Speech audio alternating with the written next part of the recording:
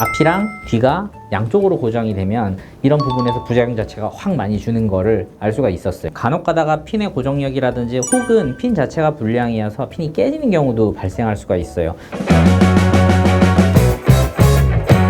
안녕하세요. 성형외과 전문의 황윤석 원장입니다. 지난번에 광대 분류압 부작용에 대해서 설명을 드렸었는데요. 이번에는 그것과 관련해서 분류압이 생기지 않도록 하려면 어떻게 수술해야 되는지에 대해서 말씀을 좀 드려보려고 해요. 광대축 수술이라는 거는 광대가 가장 이상적인 위치, 그러니까 보통은 작은 위치로 들어가게 되겠죠. 안으로 밀어 넣어서 작아진 위치에서 다시 고정을 해서 뼈를 완전히 다 붙이는 것까지 끝나야 광대 수술이 완료됐다고 보거든요. 뼈 자체가 작게 잘 들어갔다고 하더라도 고정이 완벽하지 않으면 결국에는 뼈가 잘 아물지 못하고 그 상태에서 분류압 부작용이 생기면서 제대로 된 수술의 결과를 만들어내지 못하는 그런 문제가 생길 수 있는 거죠. 그렇게 수술하지 않게 하려면 결국 단단하고 제대로 된 고정을 필요로 하고요. 광대축 수술이 발전되어 온 과정도 보면 실제로 그런 거를 많이 반영을 하고 있어요. 처음에 이 수술이 시행이 됐을 때는 고정 자체를 의료용 철사죠. 그러니까 와이어라고 하는데 이걸 사용해서 고정을 하게 되면은 처음에 고정 자체가 잘 돼 있는 것처럼 보인다고 해도 그 철사의 힘 자체가 약하기 때문에 이걸 다 버티지 못하고 굉장히 많은 빈도로 뼈가 움직이거나 제대로 고정이 되지 않고 분류압이 생기는 문제를 발생을 시켰어요. 그래서 이런 부분을 보완을 하기 위해서 금속용 핀을 쓰기 시작했고요. 수술 자체를 아무래도 앞쪽으로 진행해서 앞광대 쪽에서 절골하고 절단하는 이런 과정이 필요로 했기 때문에 절골하고 난 이후에 수술한 위치, 즉 앞쪽 부분에서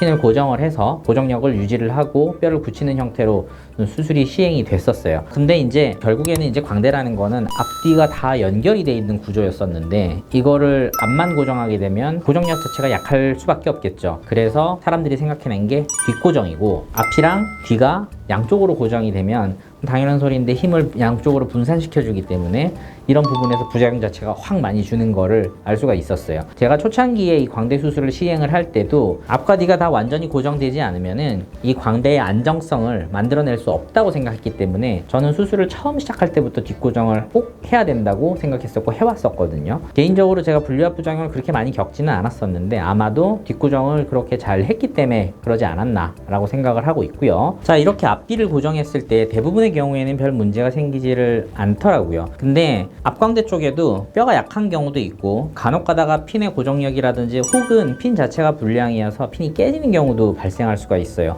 이렇게 되면 결국에는 특정 부분의 핀 한 군데를 가지고 이 모든 거를 다 버텨내야 되는 일이 생기는 건데 이렇게 되면 결국에 분류압 부작용이 생길 가능성이 올라가는 거죠. 광대 수술하면서 제가 제일 많이 고민을 했던 부분이 앞쪽 광대 쪽은 위로 올라갈수록 뼈가 단단해지고 부비동 벽을 피할 수 있는 그런 구조가 되는데 위로 올라가면 수술 자체가 쉽지가 않아요. 이렇게 수술 도구들이 접근도 잘 안 되고 그러기 때문에 수술 자체가 이제 쉽지가 않아지게 되는 문제가 생기는데 근데 결국 기술이 발전하는 거죠. 수술 도구 자체가 직각으로 접근이 가능한 이런 수술 도구들이 나오면서 입안쪽으로 제가 원하던 수술이 구현이 가능해졌고 그러니까 그런 것 때문에 그러니까 위쪽 부분에 단단한 뼈를 이용해서 고정할 수 있는 방법이 나올 수 있게 된 거죠. 제가 이 방법을 사용한 게 한 몇 년 정도 이렇게 오래되지는 않았었는데 확실하게 제가 느끼는 거는 윗고정 형태로 단단한 뼈를 사용해서 고정을 한 이후에는 분류압 발생 자체가 눈에 띄게 확 줄더라고요.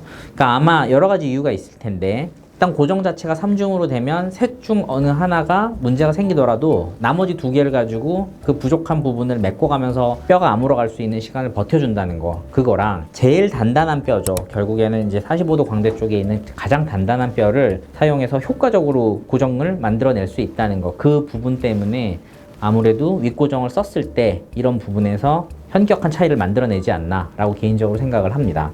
그리고 이제 제가 윗고정이란 말을 아마 저희 성형외과 쪽에서 제일 먼저 썼던 걸로 알고 있어요. 왜냐면 제가 검색을 했을 때 그 당시에 그런 말이 아예 나오질 않았기 때문에. 근데 최근에 이제 3중 고정이라든지 윗고정 이런 말들을 다른 선생님들도 많이 사용을 하시는 것 같은데 내용 자체는 사실은 크게 상관없다고 저는 생각을 하고요. 근데 이제 수술 방법에 대해서 설명을 할 때는 저는 45도 광대 쪽에 있는 그 단단한 뼈를 사용해서 단단한 고정을 확실하게 만들어줄 수 있다고 하면 뭐 어떤 형태로 수술을 하던 그게 방법이 뭐 윗고정이 됐건 3중 고정이 됐건 단어가 중요한 건 아니잖아요. 그러니까 효과 자체를 그렇게 낼 수 있다는 부분에 이 영상을 보시는 분들이 그런 부분을 잘 생각을 할 수 있다면 도움이 될 거라고 생각합니다.